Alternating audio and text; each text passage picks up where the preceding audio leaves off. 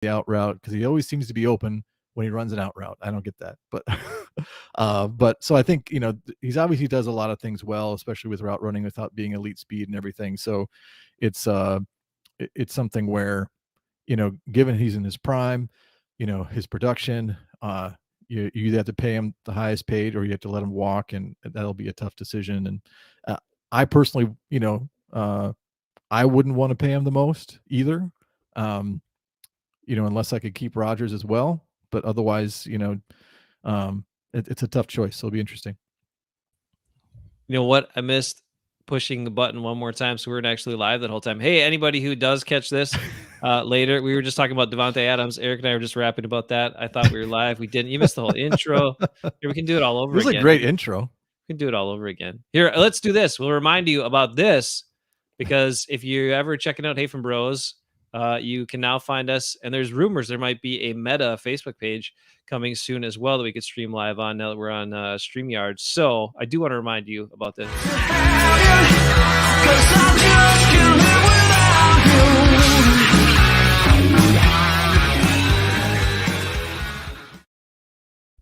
Now that photo of Ben encapsulates the man. Here we'll show it again. This is really when I think of my brother, this is what I think of, Eric, and I'm so glad that we get to have him on the show most weeks. I wish he was available today, but he's not. But that's okay. We have you here, Viking Moe, Viking Eric. Well, it's definitely not an upgrade by any means, but and we Come might on. have. Here, wait. Would you make that face? Try to replicate. I'll try to replicate my face. You try to replicate. I'm not going to try to replicate that. I don't. All right, fair enough. All I do is smile like an idiot. That's all I can really do. So.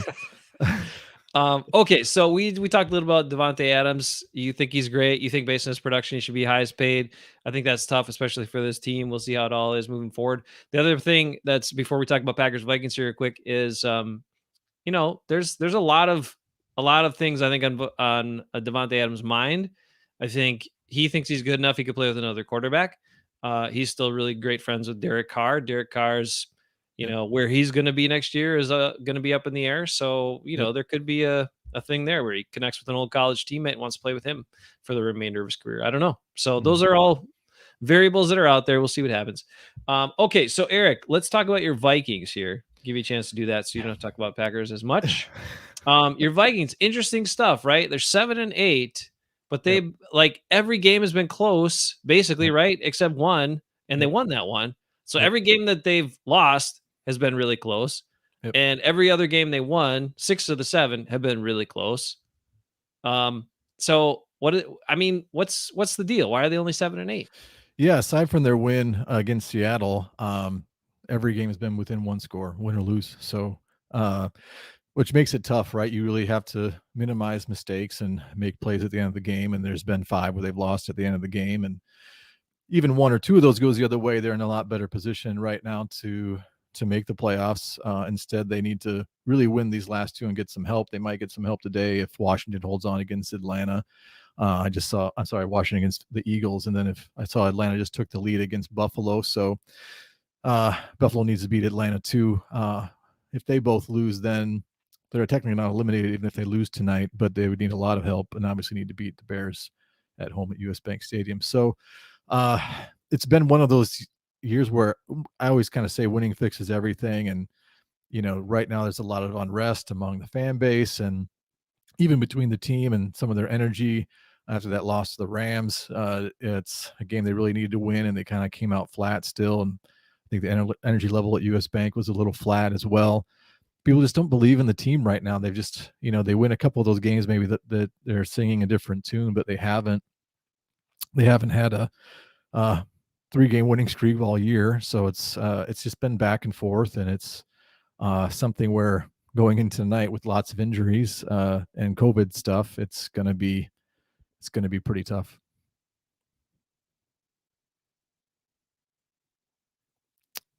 You're muted, Jace. Is this third string quarterback here, the COVID situation you bring up? I mean, Kirk Cousins out and might miss, because he's unvaccinated, right? So he could miss both games, or it kind of depends how he deals with it. but they did, had the NFL not adjusted, the rules and kind of the protocols, he Yep. would have missed the last 2 games for sure, but he has a chance to come back for the final game. Yep. Out tonight, so that changes a lot of things. What can you tell us about your starting quarterback tonight? Other than I think the last time he threw a pass was 2019 in an actual game. Yep. I did look it up. He had like 126-yard passing and 2 picks Yep. in 2019. Yeah, and that was like in a meaningless game against the Bears at the end of the season. I think one of the picks was like tipped off the running back's hands on a screen pass and then intercepted. But overall, he didn't play all that inspiring. But it was so Sean Mannion, who's who we're talking about, who's getting the nod. A lot of people wanted Kellen Mond, who was their rookie. They drafted in the 3rd round, who's got a lot more mobility. Actually, might play better into the game plan tonight, but they're going with Sean Mannion, someone who Mike Zimmer claimed is brilliant, quote unquote brilliant, and he's earned backup jobs at other, with other teams as well. So there's that. But I can tell you, basically, he's a lot like Kirk Cousins light, if you will. He's not very mobile. He's a pocket passer. So he's basically like a worse Kirk Cousins is what you're kind of getting here. He's never thrown a touchdown pass in a regular season game. I think his career quarterback rating is like 50 something. So, and you're going into a cold weather game where it might be more tricky to throw and catch and things too. So it's, I don't know. Some people are like, well, maybe he'll just tear it up. But I mean, let's not have delusions here. He's a backup quarterback for a reason. Even if he's a pretty smart guy, I think there's some limitations, obviously, to his game. So we'll just have to see what happens with that. But I wouldn't expect anything beyond what Kirk Cousins could do for sure.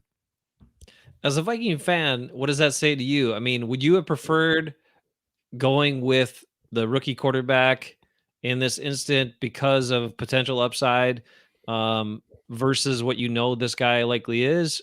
Or would this is because this feels like a safe play, right? Like, well, let's Yep. not have our quarterback screw up the game too much and maybe we'll win.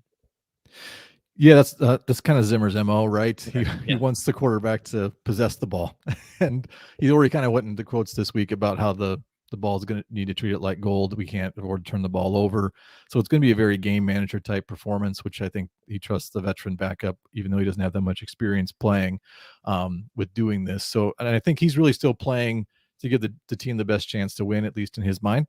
And we don't see Mond in practice every day, so I don't know how ready he is either, but I would think just having some more mobility might be helpful in a game like this. But we'll see. And I think, if they end up losing tonight, I think a lot of people would like to see maybe Mond in the season finale just to see what he can do. But they're going to roll with Mannion tonight because I think Zimmer thinks that's going to give him the best chance to protect the ball and possess the ball, not necessarily score, but possess the ball and Now, see I if they mean, can pull something off. granted, if they run the ball like 70-80% of the time, then I understand it. But look, the Packers, okay, this is numerous weeks in a row here. It started with Justin Fields running all over them. Then you had the backup from the Ravens. Can't remember his name at the Huntley. moment. Huntley, right? Running all over him. Mhm. Then Baker Mayfield could even run on him. When if he would have not thrown the ball and just run, he would have been way better off. For But sure. so mobile quarterbacks got big yards against his defense a Yep. number of weeks in a row. To me, that seems like a better case scenario in 0-degree weather on top of it, right? That if you had a mobile quarterback who could take off and run, you can call passes. Just be like, look, if they split the sea or they do these stunts where it's wide up in the middle, just take off. Don't even worry about throwing it.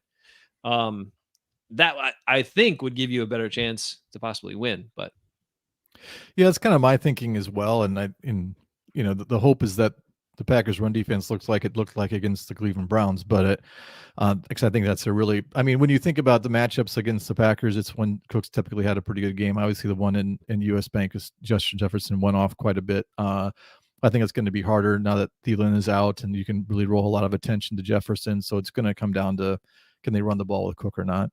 And if you and not having that extra element to defend in a mobile quarterback, which Sean Mannion is not, you're I think making it a little bit easier on the Packer defense. So I mean I agree, But maybe Mon's totally not ready. I mean, there's a reason he was a 3rd-round pick. He only dressed actually once, and that's when Mannion was out on COVID for 1 week. So there's obviously something in practice that, at least in Zimmer's eyes or whoever's eyes, are saying he's not ready yet. So maybe that's the case, and this is what they think has the best chance to win. And but yeah, I would have liked to see Mond also. I think it would make sense, but hey, that's okay. A lot of good look, a lot of NFL coaches do a lot of things that don't make sense.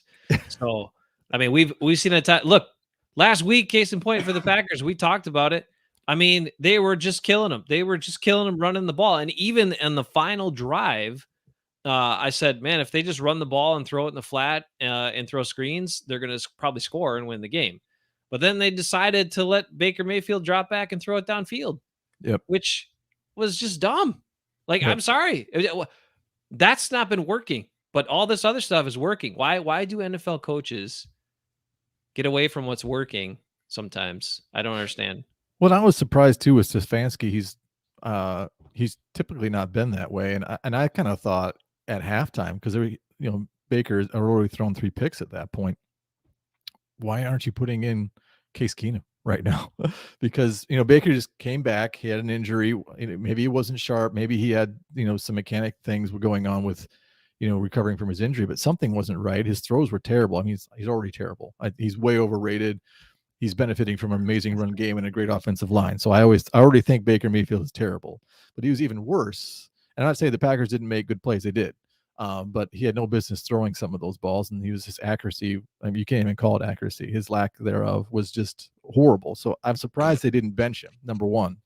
But then, yeah, to your point, why throw it? Now, I think, obviously, not to get booed or anything, but there should have been a penalty on that last interception with the holding and slingshotting in front of the player to intercept that play. But that's what it was. But they were letting people play all game long. They did. Guys grabbed Alan Lazard's arm. He had to make a one-handed catch because the guy was holding his arm. I mean, come on, right? Yeah, it just that one was pretty blatant. I thought, I don't know how you don't see that, but you're right. They weren't calling anything that game. So I think, given that information, it just didn't really make any sense. It didn't make any sense for them to do that. But so we'll see. I think the difference is I don't have any delusions where we're going to be able to run the ball like the Cleveland Browns, because their offensive line is markedly better. Markedly. I mean, they're just amazing. They have 2 really good backs, 3 really good backs. So, but I think for the Vikings to have a chance, they need to have long drives, possess the ball, run the ball well, convert some 3rd downs. Defense needs to try to find a way to get some stops, and that's just try to keep it close at the end, because that's how they're built right now.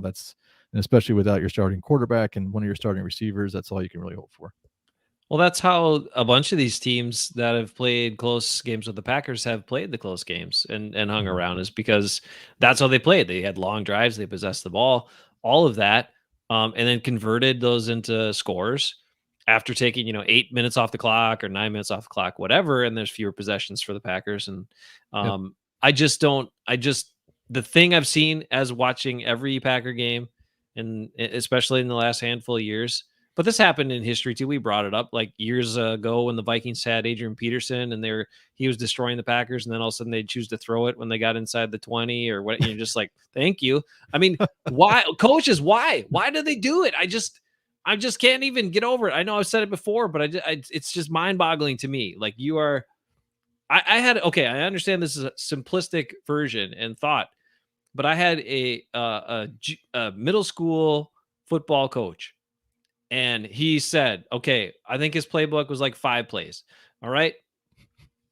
And we mostly only ran 2 plays, because he was like, we're going to run these 2 plays until they stop it. And when they didn't stop it, we just, like, there were some games where we just called 2 plays the whole game because they didn't stop it. Yeah. Like, I have no explanation. Like, why do coaches and players try to outsmart themselves, make football harder than it needs to be? Yeah. I just don't get it.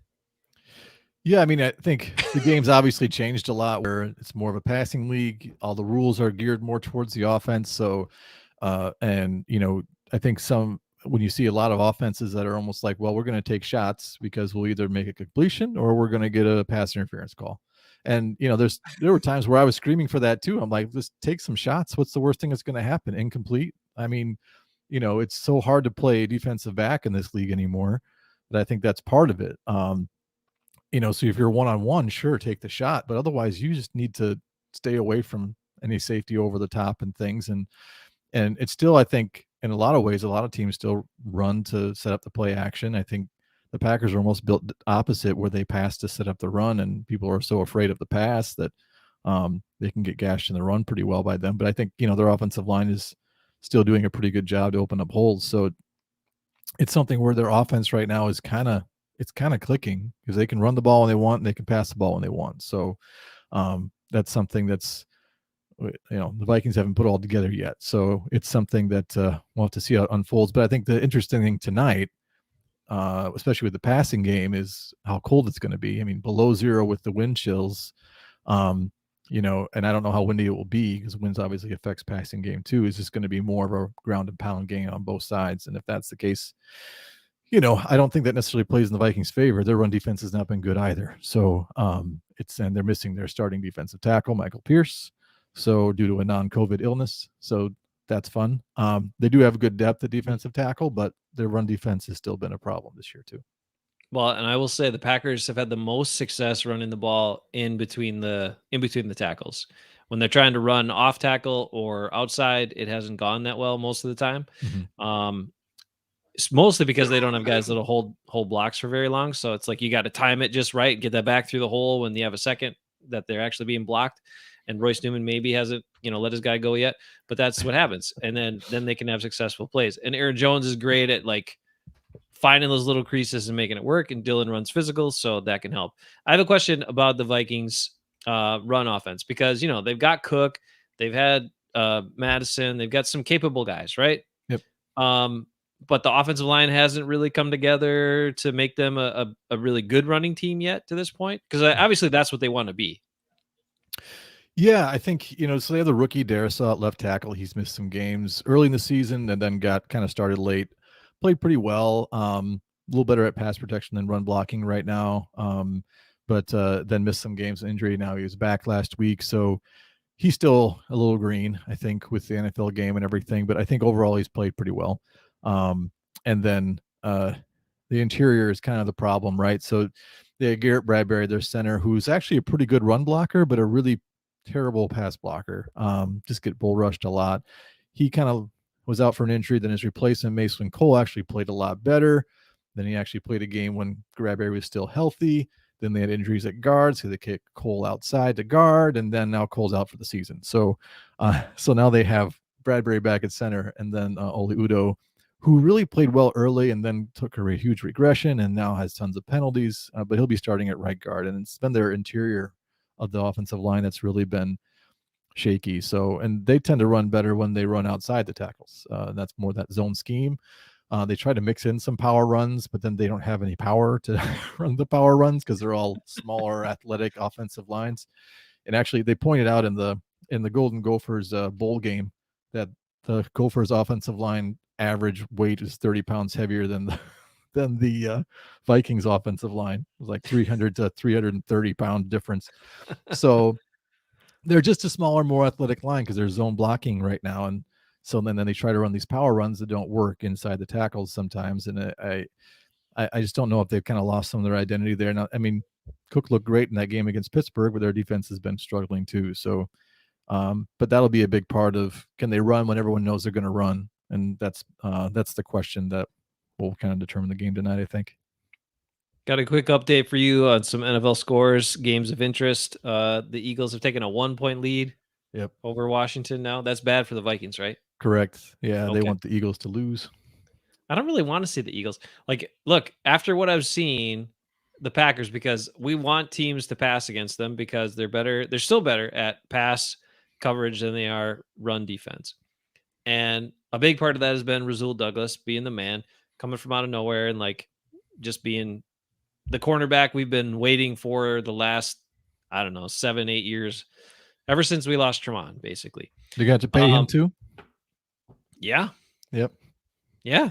And I'm in favor. I mean, to be honest, like I'm in favor because recent Packer history is, how many cornerbacks we've drafted. And you can even go back to the early 90s and look at some of those early draft picks that were a bunch of corners that were terrible, like Ahmad Carroll and some of these other guys, that Terrell Buckley, even go further back, like stinky guys that we were like spending first round picks on.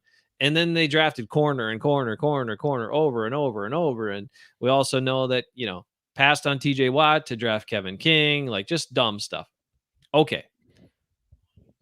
I'm tired of looking for corners. The Packers would, if you locked them down, you would have two guys that are, 4-5 years in the league, so good experience, but not past their prime, like right in their prime of the league.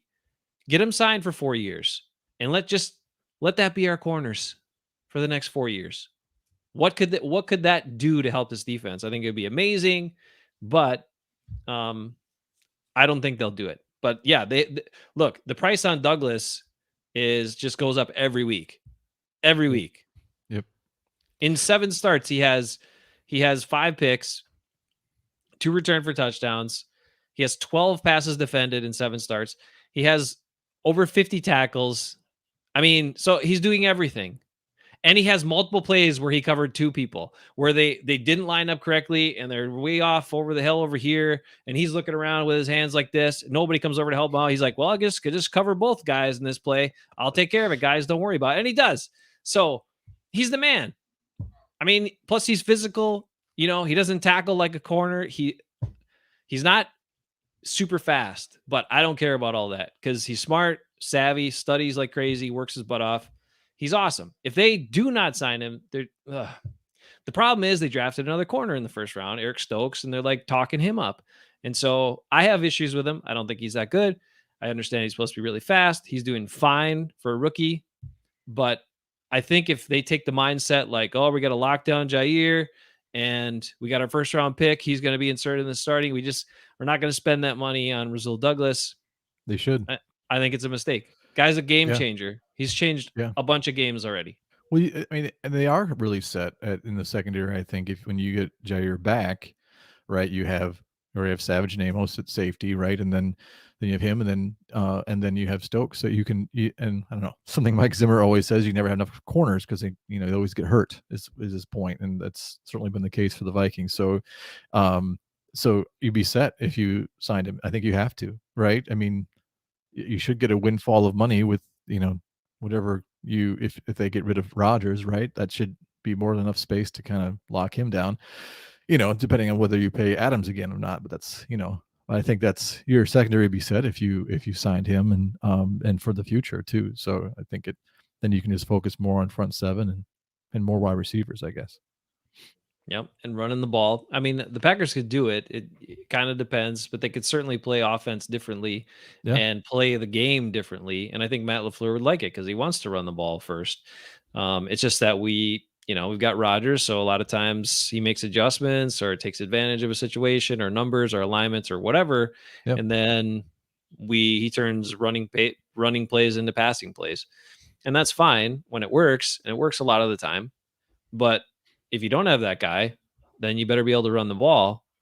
And right now they don't have the lineman or haven't drafted the lineman to be a running team. So that concerns me a bit, but whatever. Hey, so Vikings injuries, how has the Vikings defense been? I know Rashad Breeland's out of town. We're like, get rid of him. Had enough problems with that guy. Got other injuries. So how thin are they in the secondary? Pretty thin. So, so they have Patrick Peterson back, but they have Cameron Dancer, who's started opposite him and played fairly well. He's out this week, or he's doubtful, so he probably won't play with a calf injury, which means Chris Boyd will probably be opposite him with Mackenzie Alexander in the slot. So, and they might try to play 3 safeties today. So they have Xavier Woods and obviously Harrison Smith, but then they have Cameron Bynum, the rookie, who's played really well when he's had a chance to play. So they might throw some 3 safety looks in there to try to help out a little bit. But then after that, if the Packers go 4 wide or things like that, they had to put Harrison Hand in the game, and then they brought some guys up from the practice squad. So so if everyone else stays healthy, that's going to play. They might be okay, but it's not going to be.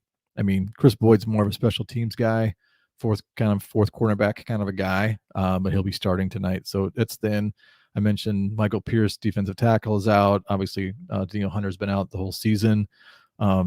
So there's definitely some holes there. And obviously, I mentioned Adam Thielen is out, and then of course Kirk Cousins. So kind of a lot of things. And some people forget too that Irv Smith, the starting tight end, has been out for the whole season. So Tyler Conklin, who's played pretty well in as the number 2 in the number 1 role, he had a hamstring and is questionable. Looks like he's going to play, but we know how hamstrings can go, and not sure if he'll be able to finish the game or how effective he'll be. So they're kind of thin at tight end too. Man, that's rough. Mm. Well, I mean, the Packers have had plenty of injuries as well, including guys that are down for the season. I mean, important guys, but other guys have stepped Yep. up. And I'm not even talking about the O-line. The O-line has been, the guys who've come in have been playing okay. I mean, even Dennis Kelly came in, and to me, that was an upgrade from Billy Turner. He's been doing fine. The one guy who hasn't gotten hurt that was an initial starter was Royce Newman. He's probably the one guy, one of the guys that it might have been beneficial to them had he gotten hurt, because apparently that's the only way they'll take him off the field. He's been a little better lately. My man LP's been doing his thing in the middle, just making the smart plays, playing to the whistle. He's not a dominant guy, but he just makes the right play, and he knows what's going on. And Runyon's okay. And then Yash, I'm telling you, Yash has saved us. Yash Nijman has saved the Packers as well this year. Like I will give them credit for making that move, because they kept, they had to put him in when Jenkins went down. He played great in the preseason. He got, because Bakhtiari was out and there was no Bakhtiari, he got a lot of work in the preseason and he looked good. And that's why he made the roster this year and wasn't on the practice squad, because the guy's been on the team for 3 or 4 years. Mm-hmm. And you never knew much about him because you never saw him. And then preseason, he looked really good against, starting defensive linemen. Okay. Then he got in some games and was looking pretty good. And then Jenkins came back, and all of a sudden they were like, okay, Jenkins is left tackle again. And I'm like, you could really solidify this line if you just leave that guy in there at tackle and put Jenkins at one of the guard spots and upgrade the guard spot. But they chose not to do that. Then Jenkins got hurt, and then they're forced to put him back in. And he's been really good. He's got good feet. He's powerful. He's a big man, but he's quick. And I mean, he's another one of those finds, undrafted guy that they scooped up, or late round guy. I can't remember at this point, but he's another guy that's playing really well that was not expected to play at all. Yeah, I mean, that's huge, especially there's a shortage of quality O linemen in the league right now, and especially with how much people want to pass. And so it's amazing to have that depth. And it's just, from my perspective, a little annoying, because I mean, they've used a lot of draft capital trying to fix their O line, and some of it has worked, some of it has not, and they're still, and the depth is just horrible behind them. So it's something that's been a little maddening, and it seems like somehow the Packers keep churning out linemen that are capable, or at least adequate, which I think we would be happy with at this point. So I don't know how they do it, but they're doing it. So there's a credit to somebody there for doing that, and maybe it's coaching, or I'm not sure, or scouting, but it's something that, it works, and maybe it's something where Rodgers makes everyone better too. I don't know. He does at times, for sure. Yeah, I'll give him credit for that. But he also holds the ball a lot, and he can't do that if he doesn't have protection. So there's something going on there, and it's something that you really shouldn't take for granted, because it's not all teams have that luxury, for sure. Yeah, I Are mean, you getting Bakhtiari back soon? I don't know. I mean, we've been hearing, he's coming back for 2 months now, and then he's still not back. So apparently, the word was he had some sort of setback or some sort of something that needed to be cleaned up in the knee. I think that was 6 weeks ago or so, somewhere in that neck of the woods. Yeah. And then they're like, okay, it's going to be longer. I mean, I think, he was coming back to practice. They've been obviously super careful with him, because they invested a crap load of money in him right before he got injured. Like last year, he signed a huge deal, and then he got injured at the end of last year. But I hope so. But then again, I don't know that I hope so, because they probably won't do the smart thing, which is just put Yash over at right tackle because he's playing so well. They'll still stick Billy Turner or whoever over there, and it'll be a downgrade. I mean, like, I don't understand it. The guy has been so good. They do this with certain guys that come in and, fill in because of an injury, and they play so well, and they're fine restructuring their offensive line all the time. They Mhm. shuffle, shuffle, shuffle, shuffle, shuffle. Yeah. But these guys that come in the game and perform well, and then the guy comes back, rather than saying, "Man, if we just shifted that guy to the right tackle, that would be an upgrade." And like, we shifted this guy to right guard, that would be an upgrade.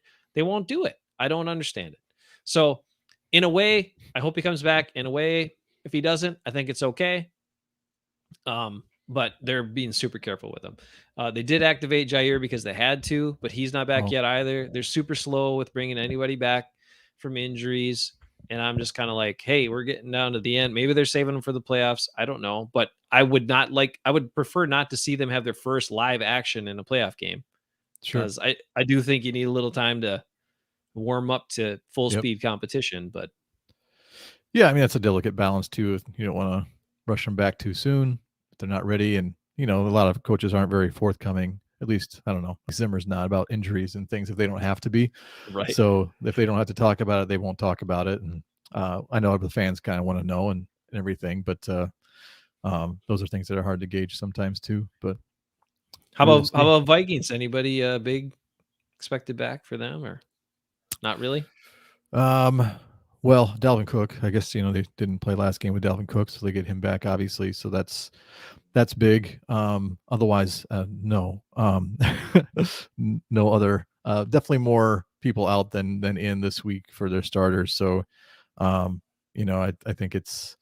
I mean, I don't have any delusions here. This is going to be a tough win. I think they really have to have the game script go their way, in terms of just being able to run the ball, and effectively, and to set up play action pass. I think, you know, those third and long situations will be really bad. So they really have to be able to run the ball well to have a chance in this game. And there's something wrong with the defense too. And I know they've been missing some key players, but like both their starting defensive ends. But it's something where Zimmer's defense last year was the worst defense he's ever had in terms of yards given up, points given up, all those sorts of things. And he's actually right in line with that this season. In a few categories, he may be even worse. They're like, I don't know, 27th in run defense. I mean, something's not right. I mean, and they have good players. Harrison Smith and Eric Kendricks are really good players, and there's just something not right about what's going on, and giving up drives at the end of half, end of game, that have cost them the games oftentimes. So Zimmer's definitely on a hot seat, for at least for that reason, if not for obviously the wins and losses. I think if he doesn't make the playoffs, that he'll probably be fired. I think they Really? really, yeah, I think they're waiting to Wow. see how these last two games go. Because if they make the playoffs, then they know they've lost some close games, and everything, and things could have gone another way easily. But I think that if they lose tonight, and I don't know if the Eagles hang on or whatever, where it kind of eliminates them, Sneak a peek. then he'll probably be fired. And the question is, Yo. will Spielman go with him, the general manager? He's had some good second round picks. He's missed on a lot of first round picks, and still hasn't fixed the O line. He's kind of married to the Kirk Cousins decision because he signed him. And Cousins is obviously, I mean, he's polarizing with the fan base, right? He's put up great numbers.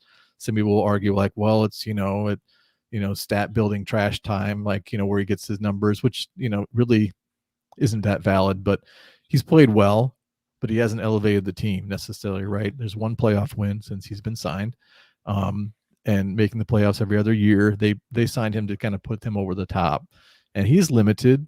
He doesn't buy time. Some things he doesn't necessarily do well, but you can't argue his ability as a passer. But regardless, that was Spielman's decision. So I think if they don't make the playoffs this year, you could probably, um, you know, strongly argue that that was a failed experiment. So is that on Spielman and his ego also?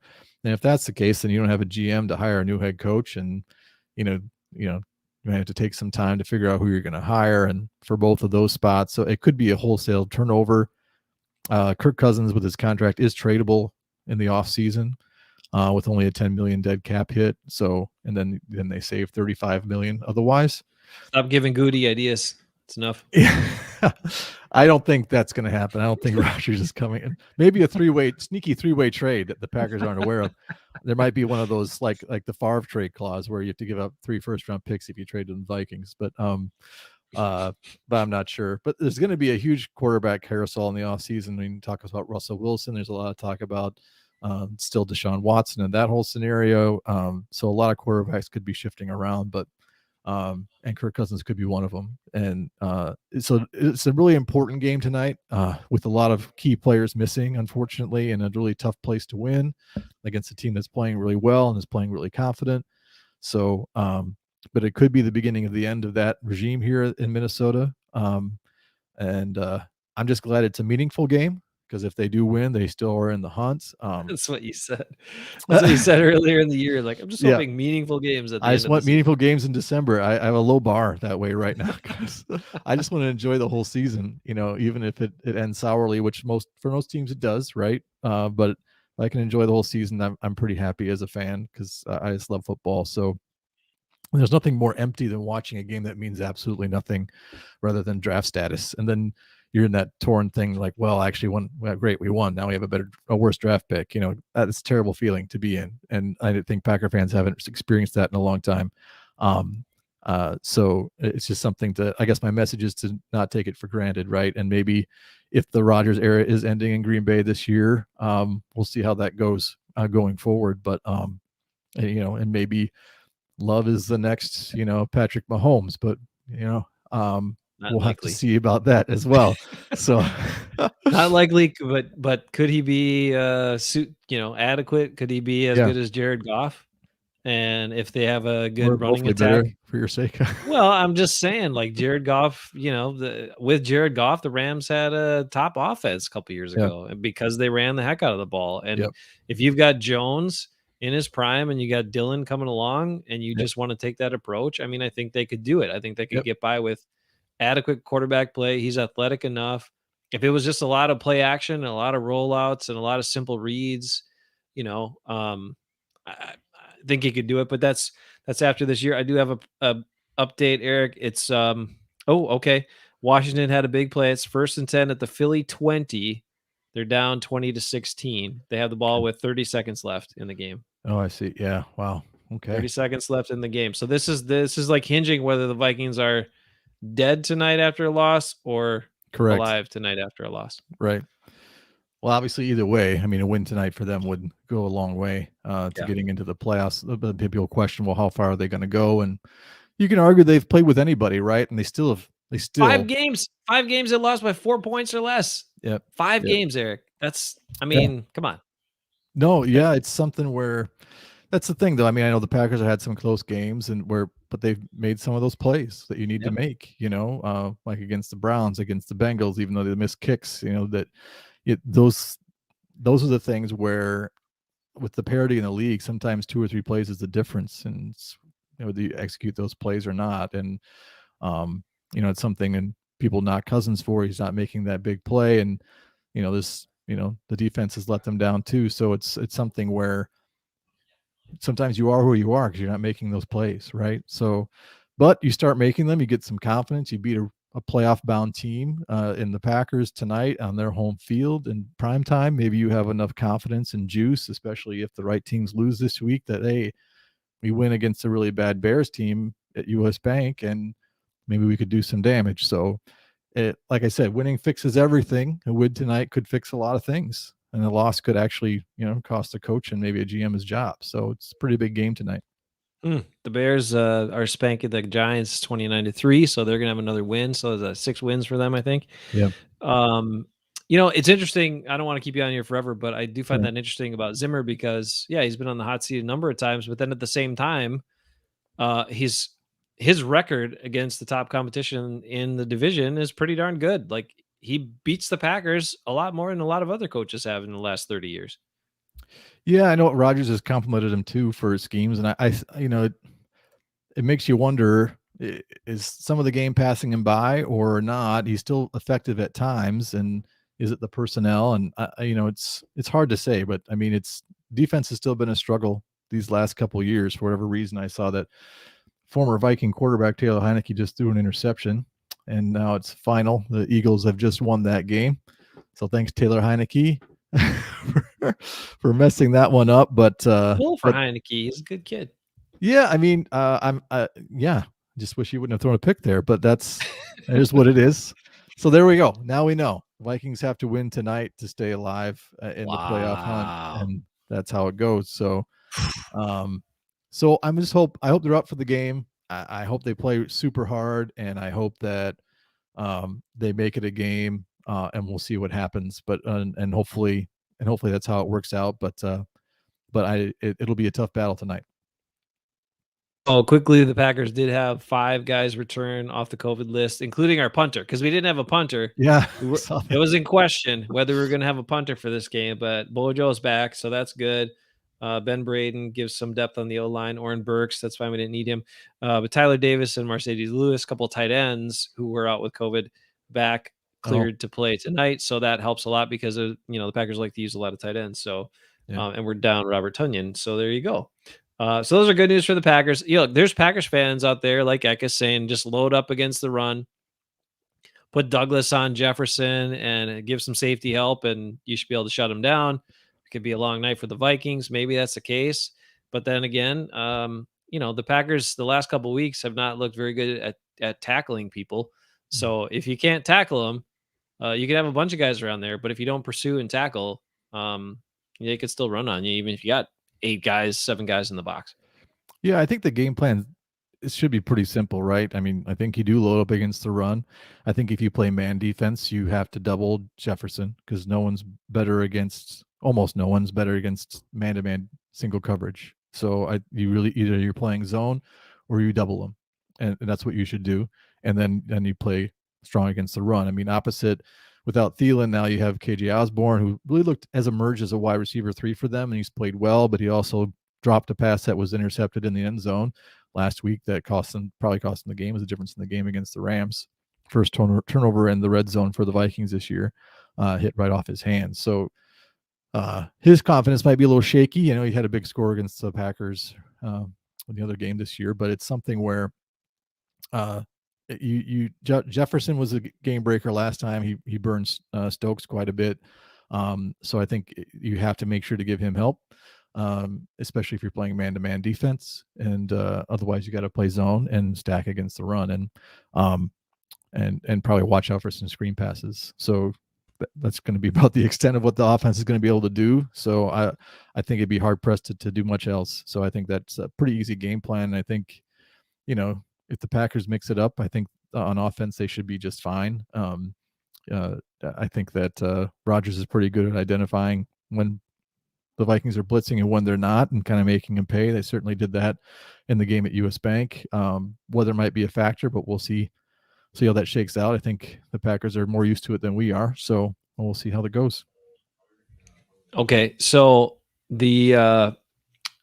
I want to ask you one other quick question before I let you go. But Yeah. first I want to get to this. So the Vikings defense has struggled, but they still have some talented players. Yep. I still feel, how have they been against the run this year? Do you feel like run defense has been pretty solid? No, Terrible. it's Okay. been bad. It's been bad. All right. Well, then I would hope the Packers run the ball more, especially based on the conditions and everything else. We all know that turnovers can flip the game. Eric, one thing I'm going to say this to you after everything you just said, how the game plan should be simple, about how it's clear what the Vikings can do, what can't do. It's a, backup quarterback. Watch Joe Barry and this defense now come out with soft zone coverage, play off 10 yards back, and just have 6 guys in the box most of the game. I think that's what the Packers will actually do. Well, yeah, that wouldn't make much sense, but it's I would love to see that. But we'll see. I think defensively, and for a long time, I'm not sure if they still are, but the Vikings were number 1 in the league in sacks defensively. That's the only really thing they've done well, is being able to get sacks and get home that way. But their run defense, they've given up a lot per rush. I don't know why teams don't stick to it more. I think actually the Rams did a lot more than they're used to because they had success. So, so if anything, you should just avoid those straight dropbacks and run and do play action, and then that's where you'd have the most success. And defensively, yeah, I hope they use your game plan. They might. That's what they've done the last several weeks. Even though previously it had been we working really great not to do that. The last few weeks against a backup quarterback and against a terrible quarterback in Baker Mayfield, they were like, we're just going to play off and really soft and give you a bunch of easy throws.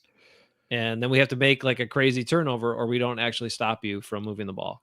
It looked like they were doing a lot of cover 4, which actually allows you to be aggressive, right? If you want to and jump some of those routes in your column, right? Because it's like 4 columns, they divide up the field. So it really kind of gives cornerbacks an opportunity to freelance a little more and jump some routes. So it's a more aggressive turnover style, maybe, and it's obviously been working for them, right? So I don't know if it's not broken. Maybe it is a little bit, but it's still working. You're still winning, so that's all that matters, right? But we'll see. Okay. All right. I want your score prediction for tonight, Eric. Oh shoot, I'm gonna. All right, I'll give you a spacer. You put that in the back of your mind. Come up with it in a second. Who should be the NFL MVP based on your thoughts? Oh man. Because all of a sudden, I'm just going to put it out there. We were talking about it Friday night on the Brewers Eve special. Was that like in the last several weeks, all of a sudden, everybody's just talking up Aaron Rodgers. Aaron Rodgers is the favorite. Aaron Rodgers, Aaron Rodgers, Aaron Rodgers. And I'm looking at it and I went and I looked and I'm thinking, okay, he's several hundred yards passing behind Brady. He has fewer touchdowns, yes, fewer interceptions, but I mean, there's going to be a bunch of guys with comparable touchdown passing numbers, way more guys with more yardage numbers. Rating, he's barely ahead. A lot of we look at big plays and yards per attempt and some of these other factors that they like to factor in, total touchdowns, all of that. And then I looked at, and I understand it's hard for a running back to win, but they have won before. And then I look at Jonathan Taylor and how much further he is ahead of every other running back and what he's done. 19 total touchdowns right now, rushing yards, 500 more than any other running back. He's got over 300 yards receiving. You're looking at a plus 2,000. Well, he's already plus 2,000 yards on the season, and then he's got 2 more games to go. And how much higher he is. And I understand the Colts are not, they're fighting for a playoff spot. They're not the number 1 seed. They're not, 12 win team, but I would give it to that guy. I don't know what your thoughts are. Yeah, I think it does go a little deeper than stats most of the time. I think it's who really makes their team better, like who could survive without them. I don't think either team could. But I mean, without Jonathan Taylor and the Colts, I mean, what are we talking about here? I mean, it's he's obviously elevates that team, as does Rodgers, right? I think what maybe hurt someone like Brady is that game against the Saints where he lost his weapons, a lot of his receivers, and they couldn't move the ball at all. So I think it's something where it's typically a quarterback 1 award, whether you like that or not. But I think Jonathan Taylor is certainly making a case for himself, and I don't necessarily see any other quarterback besides maybe Mahomes that they had kind of a slow start, but I think that could really be in the conversation right now. But I think it's really to me between probably Rodgers and Taylor, and I know there's the stats, but I think they're also just winning a lot of games, which helps a lot for this award. Actually, I think only one person has ever won the award and not made the playoffs, and I think that was O.J. Simpson. So quite a while ago. So obviously success of the team makes a big difference. Both those teams are going to make the playoffs, but I'd certainly be for something like a Jonathan Taylor. But again, it's a quarterback kind of award. So I can't really make an argument for another quarterback over Rodgers at this point, but that's just my perspective. I mean, he's been really great. I understand, but there's going to be a bunch of guys that throw for over 4,000 yards, more than 30 touchdowns, like all this sort of stuff. They're going to be comparable. The one other thing that when I was looking at statistics that blew me away was this. Okay. Jonathan Taylor has 97 first downs. Wow. Okay. The next closest guy has 56. I'm sorry, 59. 59. Wow. Okay. So, and that's Antonio Gibson from Washington. Yeah. So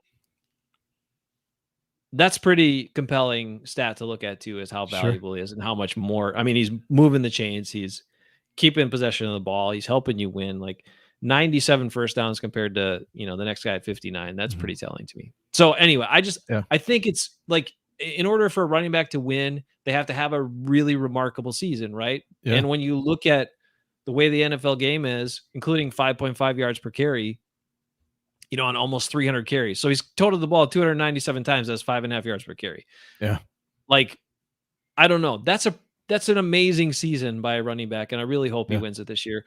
Or some people are bringing up Friday night, maybe a co-MVP situation with a Yeah. quarterback. So And they've done that. It's been a long time. I know, like Barry Sanders had 2,000 yards, and then they shared it with Brett Favre. I can't remember if they've done it yeah, since then or yeah, not. But, um, uh, but then obviously Megatron had that 2,000-yard receiving season and didn't win it. That's when actually Peterson won it. But it's something where you look at Jonathan Taylor in some of the games, and you can say you watch that game, you're like, Jonathan Taylor won that game for them. And now obviously it's a team sport. Football is the ultimate team sport. They have a great offensive line, so a tribute to them as well. But you can watch games and say he won that game, but you can also watch games with the Packers and say, Rodgers just won the game for them. So, and I think quarterbacks are put in that position more often.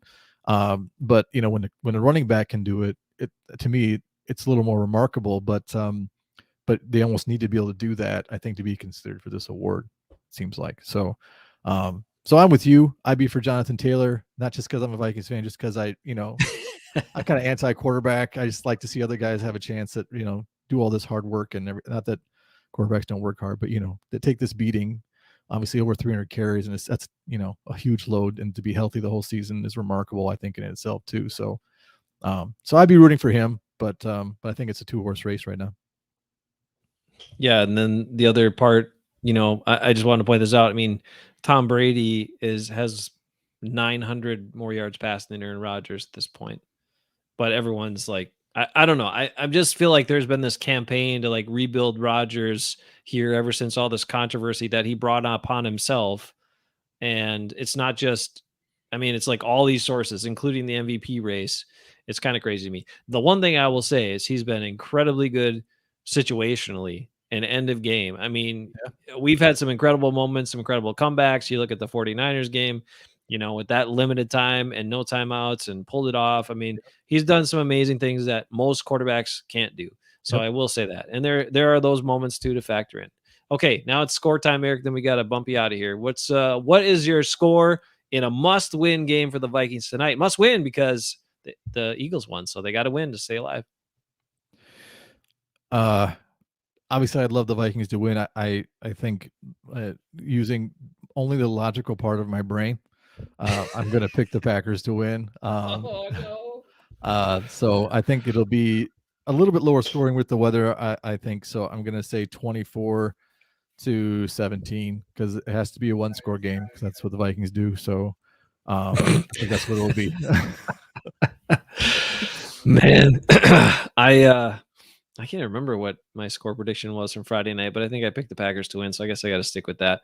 Although this whole time I've been rooting for the Packers to not have the number 1 seed because I think it'd be beneficial for them to not be coming off a bye a week where they sit and don't play a live game. And I also don't think playing in frigid temperatures is something that helps anybody play football better.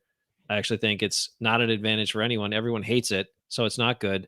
The home crowd, of course, can help, but playing in those temperatures sucks. And I'm rooting for a better brand of football, a better football game. And so that's why I'd kind of like to see them have to travel to a better climate to play in the playoffs. But that's probably not what we're going to get. We're probably going to get the number 1 seed, and that's how it's going to most likely shake out. Terrible for you. It must be terrible. I mean, come on. No one wants to play football when it's that cold. Well, you have to play one less game. I understand. And you get healthy and yeah. Well, sort of. But look, I'm just saying, I think this team is tougher than other teams that the Packers have had. I think it's got a better makeup, better veteran leadership where I think they can beat anybody, anywhere, kind of like 2010, where I felt about that team. They were battle tested. I felt like it didn't matter. They had to go on the road because I had a lot of confidence in that team. I feel the same way about this team. A lot of key guys stepping up, a lot of reserve guys, some guys off the street, all these contributions. But So to me, I don't need the bye. I don't need the week off. I don't need to have one less game to be closer to the Super Bowl. I want to just win. I want to be able to play their best because I think they can beat anybody any week. And with that, I would prefer to see them play in better conditions because the whole weekend, like an extra week to the season, we're talking about, you know, it's already January. We're not even finishing the season. We're finishing the season next week. Yeah. So you could say NFC Championship game at the end of January in Green Bay. Yeah. What could the weather be like there? And how is that going to affect all of these guys and their ability to be their best and play football? So to me, I kind of been hoping the Packers didn't get the number 1 seed. One playoff game at home is fine, but not all the playoff games at home. Not the championship game at home. I don't like it. It's too damn cold. Nobody likes it. Nobody. You give them some truth serum. They'll tell you the truth. They don't like it. Well, of course they don't like it, but I think they still like to have, a week off and Well, to be okay. playing at home, regardless of, how terrible it might be. But I mean, it's the people visiting don't like it either. So, when I think back at, when the Vikings had the Mets day, they talk about like that home field advantage because, teams that would come in just couldn't stand it, and they don't really have a lot of places don't have a place to practice in that weather. Minnesota does, and they practice outside in this weather, but other places don't. It's still an advantage, even if they don't like it. And so you make a lot of sense with a lot of things. This does not make sense, Jason. You want to be number 1. You want the bye. There's only one bye. You don't want to play an extra playoff game if you don't have to against a quality team. You just don't want to do it. So just just play for the number 1 seed and enjoy it. This is the only thing you've said that hasn't made any sense today. Doesn't make any sense. I doubt that it's the only thing I've said, but I will Maybe not. say, that I think there's something to. I think part of it is your team. Look, going to play on the other point is going to play on the road. There can be, I think if you have the right type of team, which I think the Packers do, I think it's a benefit to you in your isolation, your confidence, your focus on that game, right? Whereas when you're at home, you still get to go home and see your family and all the stuff is around. And you get to sleep in your own bed and that's nice and all that. But and normally, and a lot of times it doesn't help teams. It's worse for teams that play on the road. I get it. But when you have the right type of makeup, which 2 years ago the Packers clearly did not, because when they went out to play San Francisco, they were not ready to play. Guys admitted they weren't ready to play publicly, which was crazy. But this team, I think they have the right type of leadership and makeup that I think it's actually better for them because then they are just dialed in on football.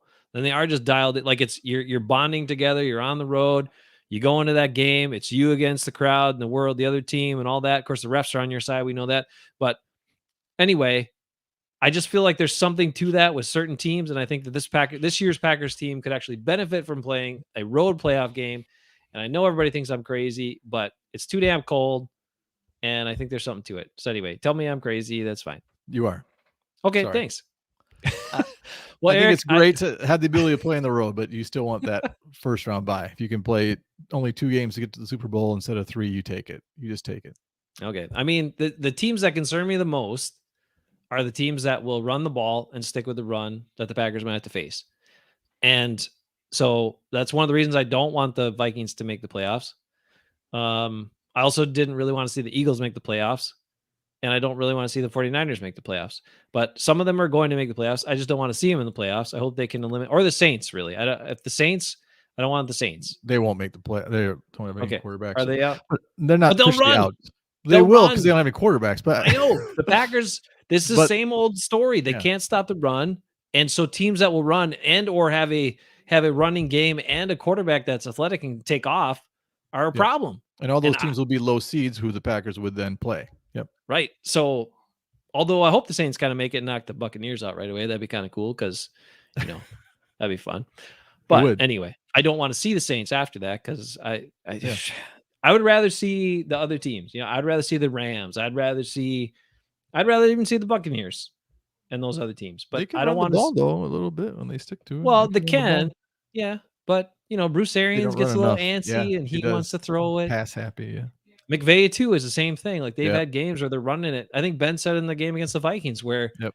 they were crushing them, and then all of a sudden they decided to let Stafford start throwing it downfield. He got picked off. Some other dumb Yep. stuff happened. Picked It's off 3 like times. Wasn't enough. you don't have to throw it when the other stuff is working. You don't have to do that. But It's true. coaches do it. Coaches They do do. it. Anyway, Eric, I'm going to vote for you as next Viking GM. Oh, thanks. I think you make a lot of sense. So maybe you could build a Oh, winning man. roster. Well, Put it that to would the be fun. fans. Put it to That'd be the fun. fans. How about a fan GM council? Like, a group of Oh, man. volunteer fans who wouldn't even make the Vikings pay them, right? Mm. So you save all that money. And then we are the fan GM council. We make all the decisions on personnel. Let's do it. You see some of those chat and comment things, and you're like, "Oh my gosh, if this person was a GM, oh my gosh, that'd be a terrible idea." Plus, no one would agree ever. So That's true. yeah. All right, Eric. Thanks for your time, man. I wish too. you a good 2022, and Yeah, thanks same for to you and yours, buddy. hanging out. And and again, I'm kind of pulling for the Vikings tonight a little bit because I don't want the number 1 seed. But you, Okay. All right, that's just me. Apparently, that's just me. Maybe. Well, thanks for cheering for the Vikings. I appreciate that. I mean, I won't cheer for them, but the little part of me in the back would be like, if the Packers lose, I'll be like, it's kind of good because maybe they'll lose the number 1 seed then. All right. I hope everyone else feels that way too. All right. Well, including the players. All right. I mean, unless Lucas Patrick gets, like a fumble recovery, run for a touchdown or something to win the game. I mean, then forget it. It's like, or a key block. I don't care. I mean, he's the man. Yeah. All right, Eric, take care of yourself. Be good. Thanks. Thanks. You too.